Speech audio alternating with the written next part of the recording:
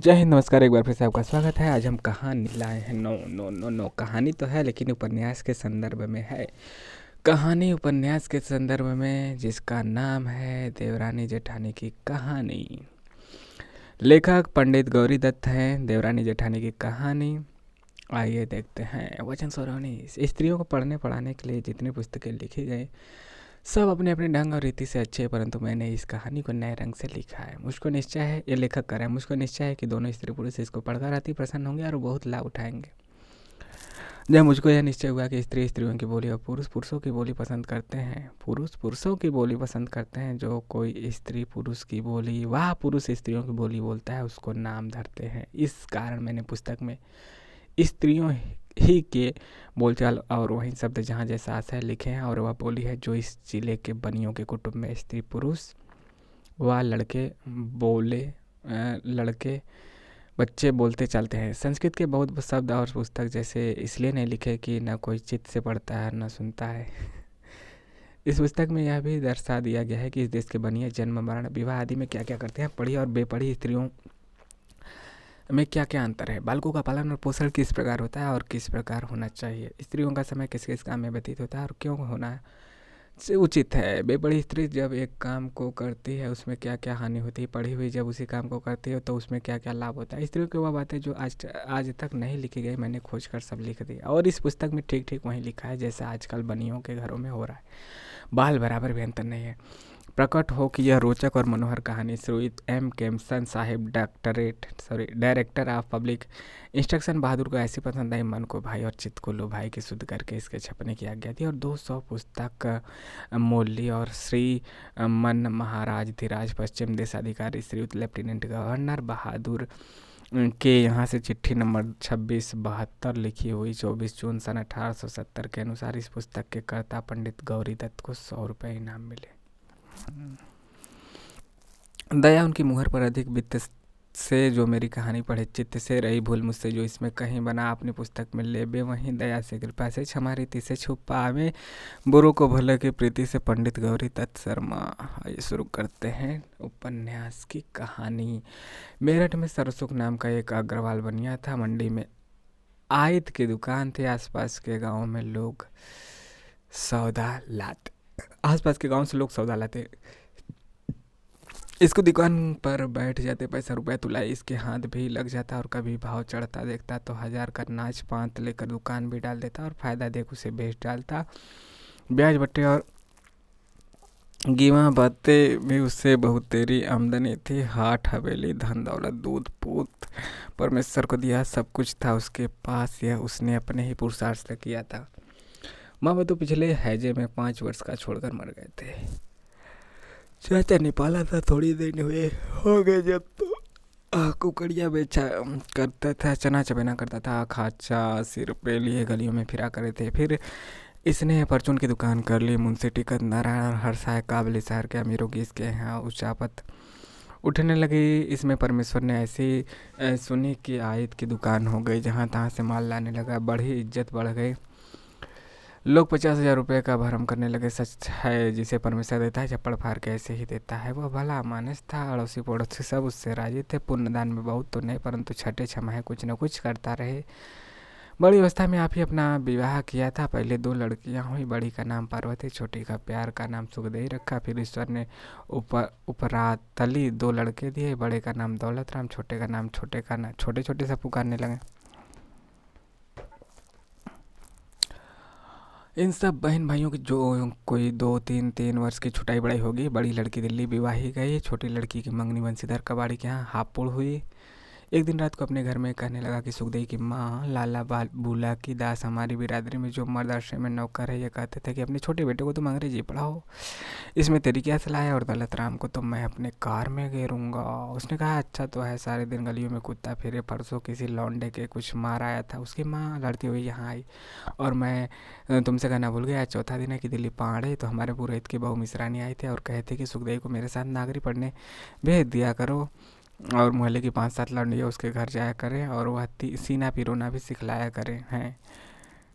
और वह बड़ी बड़ी बात कहे थे कि जब सुखदेवी पड़ जाएगी चिट्ठी पत्री लिखनी आ जाएगी, घर का हिसाब लिख लिया करेगी। और उसके घर कभी कभी एक मेम आया करे हैं, लौंडियों को देख हरी हो जा है उनका पढ़ना सुनकर, किसी को छल्ला और किसी को अंगूठे दे जा रहा।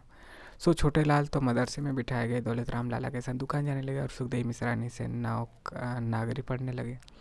एक दिन कोई 4 घड़ी दिन होगा, छोटे लाल बहादुर खेल रहा था, घर में भाग गया, कहने लगा माँ लाला आवे हैं। या अपने मन में डर गई, कहने लगी आज दिन से क्यों आवे। इतने में वो भी अपने आन पहुंचे और खाट पर बैठ गए। इसने छोटे लाल को पंखा दिया और कहा लाला को हवा कर। या बोले सुखदेव कि माँ ले बोल क्या करे। जहाँ दौलत राम का टेवा गया था, तनी गाठ करने को नहीं आया। और झल्लामल जो कल खुर्जे से आए थे, यो कहते कि लड़की का बाप डूंगर बेचारा गरीब बनिया है, सरा के नुक्कड़ पे परचून की दुकान खोल रखी है, पर लड़की की माँ लड़ाका है। तुम्हारे समधे के पास ही हमारा घर है। और छोटे लाल के पीठ को ठोक कर कहने लगा कि भाई छोटा लाल हमारा नसीबेवर है, गुड़ गांव के तहसीलदार ने इसका टेवा मांगा है। अभी तो रास्ते में लाला दीनदयाल कृपी के ताऊ गाड़ी में बैठे हुए हैं। मुझे पुकार कर कहने लगी मैं मामा जी से मिलने गुड़गांव गया था, वो पूछ रहे थे सर्वसुख आईती का छोटा बेटा क्या किया रे करे है। मैंने कहा साहब मदरसे में अंग्रेजी पढ़े हैं और होशियार हैं, सो उन्होंने उसका टेवा मांगा है, तुम मुझे दे देना, मैं भेज दूंगा। लाला साहब लड़की बड़ी सुघड़ है, वो अपनी लड़की को आप नागरी पढ़ाया करें। सुखदेव की माँ बोली कि तुम दौलत राम की सगाई रख लो, आई हुई लक्ष्मी घर से कोई नहीं फिरता और रुपया पैसा हाथ पैरों का मैल है, आगे लौंडे का भाग है। सो नाई तनी काट करके चला गया। उसी साल में विवाह की चिट्ठी लेके आ गया। इन्होंने काला भेजा कि अब के और तुम्हारी लड़की ब्याह कर ठहर गई है, अगले वर्ष विवाह रख लेंगे। छोटे लाल की पत्री गुड़गांव में मिल ही गई थी। लाला दीनदयाल के मार्फत वहाँ से कहलवावत आई कि सरसुख जी से कहना कि मरती जीती दुनिया है, आगे मैं सरकारी नौकर हूँ, आज यहाँ कल जाने कहाँ को बदले हो जाए, सो लड़की का विवाह हम इसी साल में करेंगे। इन्होंने यहाँ से कला भेजा कि हमारी इज्जत इनके हाथ है, अभी तो 2 विवाहें से निपटे और इस साल में न केवल सूझता भी नहीं, अगले साल जैसा मुंशी जी कहेंगे वैसा करेंगे। अगले साल विवाह की तैयारी हो गई और बड़ी धूमधाम से लाला जी बेटे का विवाह कर लाए। दोनों तरफ की वाह रही।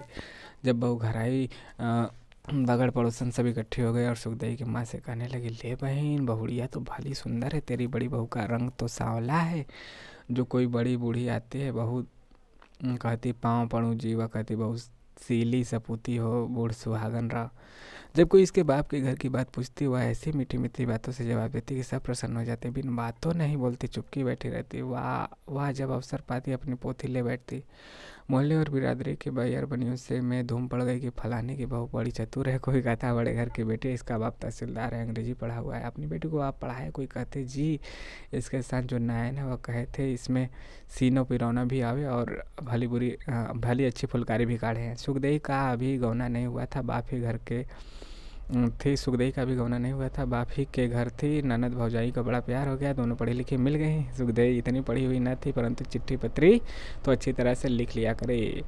इसने अपनी सब पढ़ी हुई बनेलियों को बुलाया और उनका लिखना पढ़ना भावज को दिखलाया। जब दौलत राम विवाह के लाए थे तो पट्टा फेर कर लाए थे। इसका कारण यह था कि लड़की के बाप घर में पहले ही कुछ नहीं था, विवाह ही में उगड़ गया गौना क्या करेगा।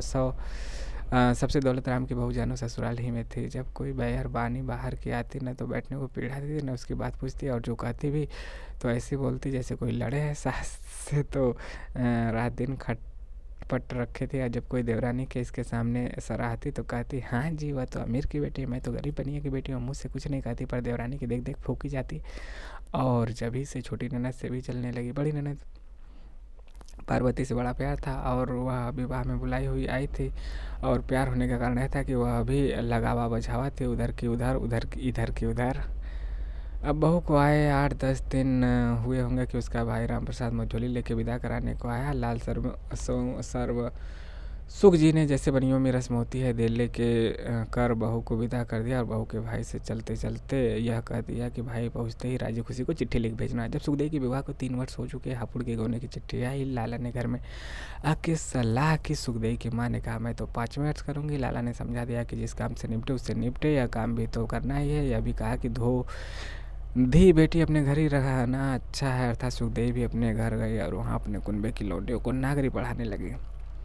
लाला सर्वसुख का माल रेल पे लदने जाया करे था। वहाँ के बाबू से इसकी जान पहचान हो गई। एक दिन कहने लगा बाबूजी हमारा छोटा लड़का मदरसे में अंग्रेजी पढ़ना जाया करे है, वह कहे थे जो तुम कहो जो तो तुम्हारे पास काम सीखने आ जाया करे। बापू ने कहा कि कल तुम उसे हमारे पास दफ्तर में भेजना। छोटीलाल अगले दिन वहाँ गया, बाबू को अपना लिखना दिखलाया, उसको पसंद आया। इससे कहा कि तुम रोज़ रोज़ आया करो। यह जाने लगा। थोड़े दिन पीछे उसे दफ्तर में 15 रुपये महीने का नौकर भी हो गया। इस नौकर हुए कोई 1 वर्ष बीता होगा कि बाबू की बदली अम्बाले की हो गई। यह बाबू का काम किया ही करे थे और साहब भी रोज़ देखा करे थे। बाबू की जगह इसे कर दिया और यह कह दिया कि अब तो तुमको 40 रुपये महीना मिलेगा, फिर काम देखे 60 रुपये महीना कर देंगे। जब छोटे लाल 15 ही रुपये का नौकर था तो इसके लिए लाल गौना कर लाए थे और अब गौना याई अपने घर ही थी। छोटे लाल इस बात से अपने मन में बड़ा मगन था कि मेरी बहू पढ़ी हुई है और बड़ी चतुर है। इधर उसकी घरवाली इससे खूब राजी थी और यह बात परमेश्वर की दया से होती है कि दोनों स्त्री पुरुष के चित्त इस तरह मिल जाए। यह कुछ अचंभे की बात भी नहीं। दिल तो वहाँ नहीं मिलता जहाँ मर्द पढ़ा हो और स्त्री भी पढ़ी। जब ये दोनों मिलते एक दूसरे को देख बड़े प्रसन्न होते। इधर वह उसके मन की बात पूछती, अपनी कहती, इधर उसकी इस बात का बड़ा ही ध्यान रखता कि कोई बात ऐसी न हो कि जिससे उसका मन दुखे। उसकी बेसलाह कोई काम न करता। उसके लिए एक नागरिक अखबार लिया। रात को उर्दू अंग्रेजी अखबारों की खबरें उसे सुनाता। जब आप थक जाता तो उससे कहता, लो अब तुम हमें अखबार की खबरें सुनाओ। इस बात से उसको बड़ा ही आनंद। उनका घर तो ऐसा ही था जैसा बुनियों का हुआ करता है, पर इनसे अपना चौबारा सोने उठने बैठने का सजा रखा था। चादर लग रही थी, कली की जगह नीला रंग फिरवा रखा था। बोरियों के फर्श पर दरी बिछा रखे थे। तस्वीर और फानूस भी लग रहे थे। 2 कुर्सी बड़ी, 2 कुर्सी छोटी, जिनको आराम कुर्सी कहते हैं, एक तरफ पड़ी हुई थी। किताबों की एक अलमारी मेज के पास लगी हुई थी। 2 पलंगी पर रेशम की डोरियों से चिही चादर खिंची हुई थी। अपना सादा कमरा अच्छा बना रखा था। जो कोई बाहर की लुगाई आती, छोटे लाल की बहू अपना चौबारा दिखाने ले जाती। एक दिन अपनी जेठानी की बोली से, आओ जी तुम भी आओ। उसने कहा, अब ले मैं ना आती। और लुगाई ने कहा कि निगोड़ी अपने देवर का चौबारा देख लेना। शर्मा शर्मा उठी चली गई और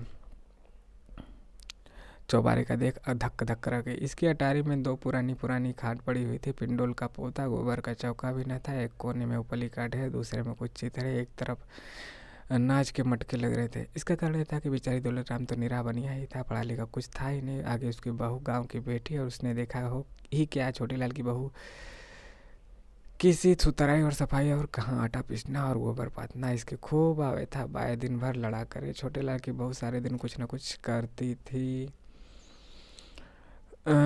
सवेरे उठते ही बुहार देती, चौका बासन करके दूध बिलोती, फिर नन्हा धोके घड़ी भगवान का नाम लेती, रोटी चढ़ाती। जब लाल छोटे लाल रोटी के खा के दफ्तर चले जाते, थोड़ी देर पीछे दौलत राम उसका बापू दुकान से रोटी खाने को आते। जब वह खा लेता, साहस जेठानी भी खा चुकती, तब सबसे पीछे आप रोटी खाते। और जिस दिन दौलत राम की बहू रोटी करती, दाल में पानी बहुत डाल देती और कभी नून ज़्यादा कर देती तो कभी डालना भूल जाती। गाँव किसी मोटी मोटी रोटियां करती, किसी को बहुत सेक देती तो कोई कच्ची रह जाती। इसलिए बेचारी देवरानी को दोनों वक्त चूल्हा फूकना पड़े थे। रात को पूरी परावठा और तरकारी कर लिया करे थी। दोपहर को रोटी खाने से पीछे घंटा 1.5 घंटा आराम करती, फिर सीना पिरोना, मोजे बुनना, फुलकारी काटना, टोपियों पे कल्ला बत्तों की बेल लगाना आदि में जिस काम को जी चाहता ले बैठती।